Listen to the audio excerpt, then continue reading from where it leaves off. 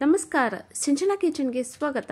ಇವತ್ತು ಜೋಳದಿಂದ ಸ್ನ್ಯಾಕ್ಸ್ ಹೇಗೆ ಮಾಡುವುದು ಅಂತ ನೋಡೋಣ ಬನ್ನಿ. ನೋಡಿ, ಎಳೆದು ಜೋಳದ ತೆನೆ ಇರುತ್ತಲ್ಲ, ಅದರಿಂದ ಸ್ನ್ಯಾಕ್ಸ್ ಮಾಡುವುದನ್ನು ತೋರಿಸ್ತೀನಿ ನಾನು ನಿಮಗಿಲ್ಲಿ. ನೋಡಿ, ಇದು ಜೋಳದ ತೆನೆ ಎಳೆದು, ಇದಕ್ಕೆ ನಾವು ಸೀತ್ನಿ ಜೋಳ ಅಂತ ಕರಿತೇವೆ. ಇದನ್ನು ನಾವು ಈ ಥರ ಜೋಳವನ್ನು ಬಿಡಿಸ್ಕೋಬೇಕು. ಫಸ್ಟು ನೀಟಾಗಿ ಎಲ್ಲವೂ ಬಿಡಿಸ್ಬಿಡಬೇಕು. ನೋಡಿ, ಜೋಳ ಇನ್ನೂ ಗಿಡದಲ್ಲಿ ಇರುತ್ತಲ್ಲ ಎಳೆದು, ಅದನ್ನು ಕಿತ್ತುಬಿಟ್ಟು ನಾವು ಸೀತ್ನಿ ಜೋಳ ಅಂತ ಮಾಡ್ತೇವೆ.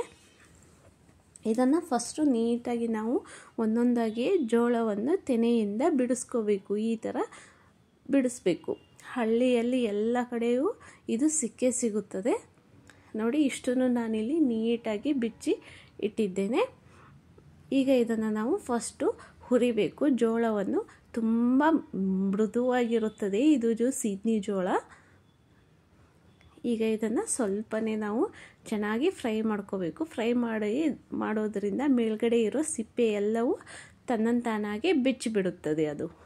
ನೋಡಿ, ಈಗ ಎಲ್ಲವೂ ಬಿಡಿ ಬಿಡಿಯಾಗಿದೆ. ಈಗ ನಾನು ಇದನ್ನು ಒಂದು ಮರದಲ್ಲಿ ಹಾಕಿ ಚೆನ್ನಾಗಿ ಅದನ್ನು ತಿಕ್ಕಿ ಮೇಲ್ಗಡೆ ಇರೋ ಸಿಪ್ಪೆ ಎಲ್ಲವೂ ಜೋಳದಿಂದ ನಾವು ತೆಗೆದುಬಿಡಬೇಕು. ತುಂಬ ಭಾರ ಹಾಕಿ ಮಾಡಲು ಹೋಗಬಾರ್ದು.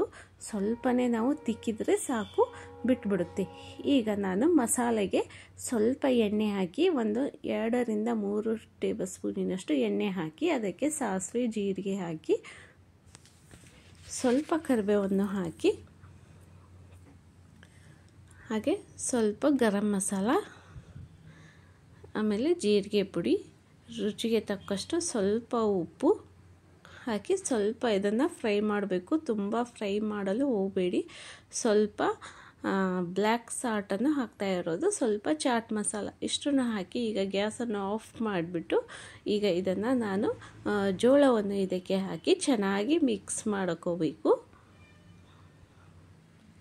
ನೋಡಿ, ಇದು ಸೀತ್ನಿ ಜೋಳ ಹೊರದಲ್ಲಿ ಕೂತು ಹಾಗೇ ತಿಂತಾರೆ. ಸ್ವಲ್ಪ ಉಪ್ಪು ಹಾಕಿ ನಾನು ಅದಕ್ಕೇ ಸ್ವಲ್ಪ ಮಸಾಲವನ್ನು ಹಾಕಿ ಸ್ನ್ಯಾಕ್ಸ್ ಥರ ಮಾಡ್ತಾ ಇದ್ದೇನೆ. ತುಂಬಾ ಚೆನ್ನಾಗಾಗಿದೆ ಇದು. ನೀವು ಕೂಡ ಒಮ್ಮೆ ಟ್ರೈ ಮಾಡಿ ನೋಡಿ.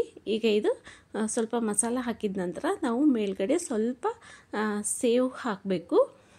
ನೋಡಿ, ಸೇವ್ ಹಾಕಿ ಕೊಡೋದ್ರಿಂದ ಮಕ್ಕಳಿಗೆ ಇನ್ನೂ ತುಂಬ ಇಷ್ಟವಾಗುತ್ತೆ. ತುಂಬಾ ಕ್ರಿಸ್ಪಿಯಾಗಿ, ತುಂಬ ಮಸಾಲ ಭರಿತವಾಗಿ ತುಂಬಾ ಚೆನ್ನಾಗಿತ್ತು. ನಾನಂತೂ ತುಂಬಾ ಇಷ್ಟ ಆಯಿತು ನನಗಂತೂ. ನೀವು ಒಮ್ಮೆ ಇದನ್ನು ಟ್ರೈ ಮಾಡಿ ನೋಡಿ, ಹೇಗಿದೆ ಅಂತ ನಮಗೆ ಕಮೆಂಟಲ್ಲಿ ತಿಳಿಸಿ. ನೋಡಿ, ಈ ಥರ ಮಾಡಿ ಬಟ್ಟಲಿಗೆ ಹಾಕಿ ಮಕ್ಕಳಿಗೆ ತಿನ್ನೋದಕ್ಕೆ ಕೊಟ್ಟರೆ ತುಂಬಾ ಚೆನ್ನಾಗಿದೆ ಅಂತ ತಿಂತಾರೆ. ಆರೋಗ್ಯಕರವಾದ ಸ್ನ್ಯಾಕ್ಸ್ ರೆಡಿ ಆಯಿತು. ಈ ವಿಡಿಯೋ ಇಷ್ಟವಾದರೆ ನಮ್ಮ ಚಾನಲನ್ನು ಸಬ್ಸ್ಕ್ರೈಬ್ ಮಾಡಿ, ಲೈಕ್ ಮಾಡಿ, ಕಮೆಂಟ್ಸ್ ಕೊಡಿ ಮತ್ತು ಶೇರ್ ಮಾಡಿ. Thank you.